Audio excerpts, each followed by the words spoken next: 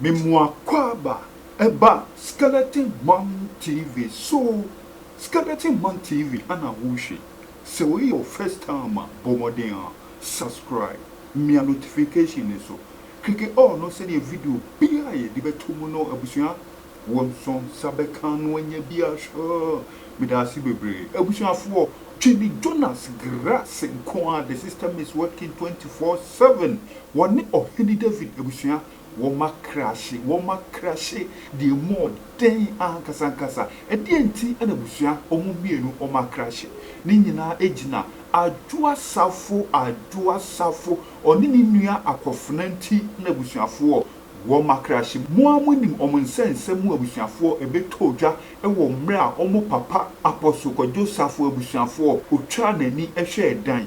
akofnani betudwa se ansa na opapa eba bewu no wo ma wiase nyina so te se so no apostle Joseph no oni ho no mo a ne ba akofna na opeso oyeden wo hwe na ti ne san ntino akofna ye na adwen se odi asori ne mu mpanyimfo nyina ekwa akoyeden ekwa akohia na wasoa before them na afei officially no wabehwe papa nachi etise ne papa ne ti ase no woka ye no pepepe ebusuafo according to adua safo no so no ansa na papa ne ba bewu no tumie na ode ma akofna no wogi ni nyina ye den efri ni nsam eti papa ne wu ye ne de akofna na sa tumie no eni ne nsam biem enti oni right bia se woye den wo so in se ono ene ebedi papa na de enti adua safo ekọ bebi a sorry in no ekoso ebusua ehonom ene tuo ekoto ya ebiko ka adua safo ebusuafo enye nyame a anka adua safo ye den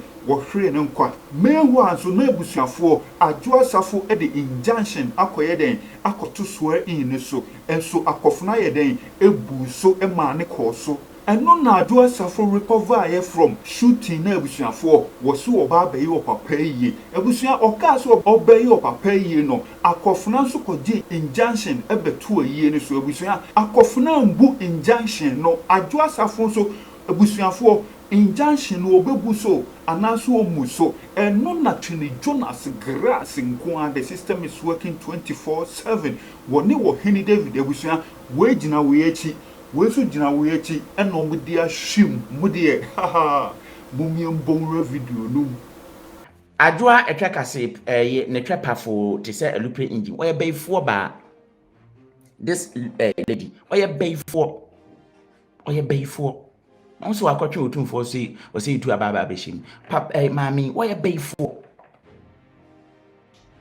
utie ni bibia wo kan ni nsem bia o kan bia enra tie on interview be with Sadiq Adams. I was just laughing. I'm saying, hey, Samum. I say, can I cry there? One say the event 3.7 billion. When you want to cry yet for boy, not just as I was said, I say, I feel I'm big booby account. I feel I'm big booby account because me person me papa ye ni ye or boy. Wash that way before. When war say or day and him go see a cat ni papa. Now, lady or more some. Se bompata o se bopata o se hinfa o se apata o se hwan na ompeso mo ye yie no lady me hu bi da hinfa na asante amamde ne asante ya bakosem ne asante ye nhihye mu se obi wu a ne baba ne sori na waye ne twekase na wati agina okusie papa no ono nko a na mehwe Ghana din a ye mpenfo na mo Ghana na modidi o man nanim na mo agimigimi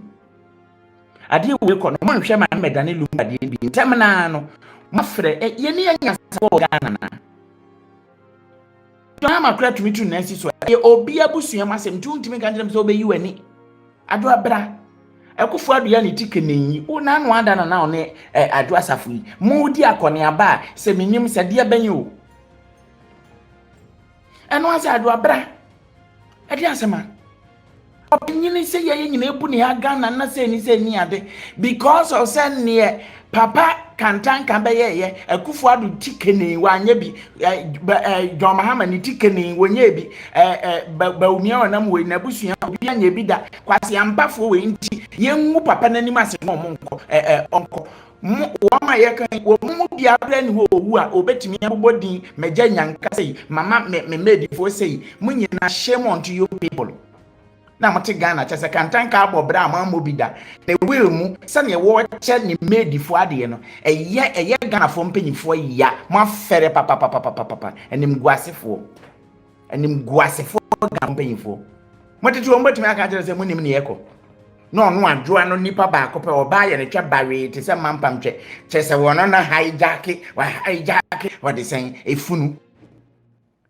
munim se court the injunction act so say 10 days injunction ababa wa ntimi nkonko ye nkonwe enkrofo wo park so as I'm speaking with you right now enkrofo wo park na the first say court say ya shemra say ontumi ene papa yi nyina no pacho ababa wa no ama nkofo wo park so a wo mo ba pata enam de chiro enwumere ya 1 hour ago ena video e bae ga na ye na adwen se obegu ne papa funu enima se pa na Ghana fo mpanyimfo ena omho ye menwanwa pacho park ni ni mo bi adwa safo se chinchina atwan o se court se wa bra ne se mane nye ne papa yi o se ono ne ye ne papa obeye ne papa yi ne se ma honi pa na wodi ni wodo me kwa benya lady eba ho fa ne ho ofe a we misha no ojeja no kra medina di ni tunu nyina nom ne no fo aka ho we se na oye dwama muni na we nka medini free bani suban nye no wonder say be ma bia ho dan na nka baba se se odi omuhwe adwesafo mu bibia wasasi so omuhwe na eyanso papa ana mame ana awofo amama mma enso nkwalabere mu me pa cha akwala ana be mu asu wo mera wanyini ti asema me ka kire wi papa ana awofo bia wo ba ijimi ntitiye ewo me ba we die ena da me dono ena me ba djoa ewo me ba djoa ena me ba kofi ena me ba kwasi me ba kwa me no wodi me ba akwala ni jimi a ye be china tia no akwala ni jimi ye be china tia no akwala be busa bibia se mami ntimi nka no papa ntimi nka no mwajimi ana wanwa ni ngwase a wodi gumo owo ba mo ntete wo mu yie ka ba bi eduru ye enti ase ne sen abrantie wasiso afom kra na wodi akotum penfo anim opesa asundue benti wodi akotum penfo anim se mo mfre mi sister no mame ennei esan me papa will nti ne papa ne will ekanyina ado atwa kase still want ase shame on you we na oye Ghana panyini look at the misconduct she subenfi so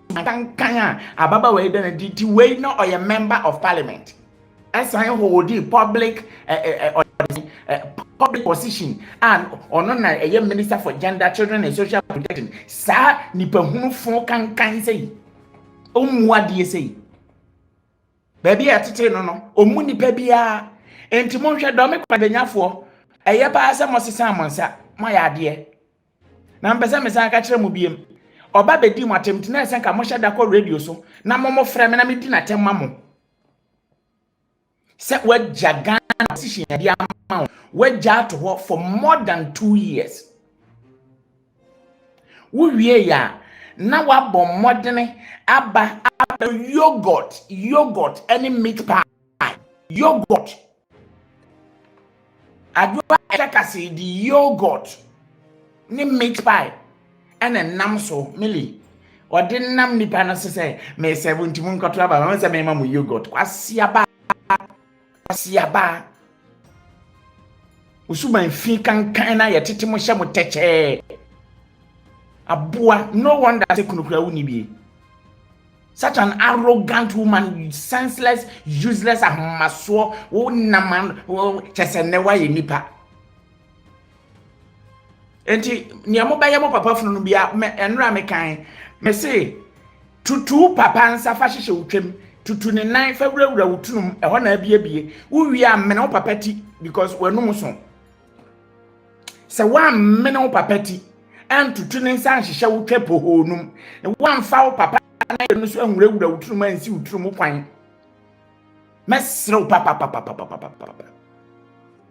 I said no, I think she is married though and fa ma okra wa wa be ma papa ben we say be man wadane akoa bi a wote wono ma ye kasa kwadwonka ye frɛ no kwadwonka sɛ wa kwadwonka bi na we de be ma na betimi awa no be ma be ne nim nyansa oba wo muade sɛ ni sɛ ba na okay nyame adom wonya akra woni nsɛm bia no be diska ni bi emu ye ya na afi no akɔwale oba opɛ ko muade such a disrespectful woman umuhwe dia na efese wo papa niam a waye nyina no ne atie bia akwa ba bia se sei ubusa ne se ne botaye pa ne se ya oni botaye bia agina so se ya akofna na ya boni din ase akopie wheel no so ase asisu dua se ma ye no mu nyina mo papa nti no abrante ne kasa o se sei sister me hu mu se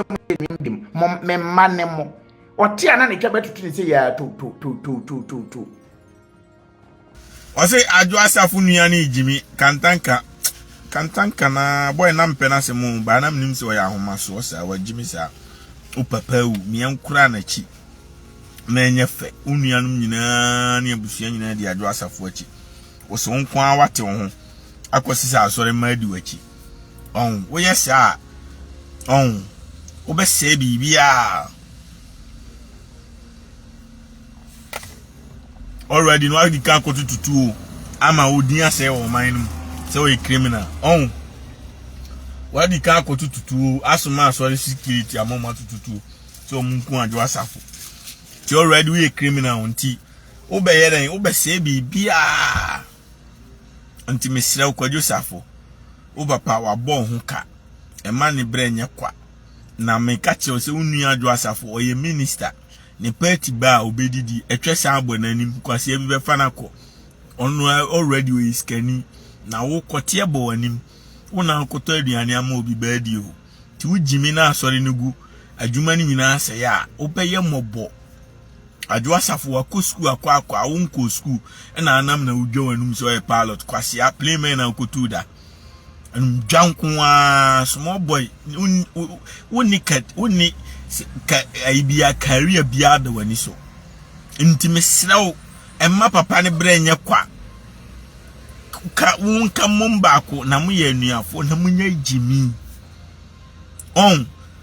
bibini nkwa na ekwahia o broni ne papa be odi bibia no mo obeto aso na nana no ma beto aso na generation after generation ya beto aso bibini nkwa de ombe jimi saa na bibia asai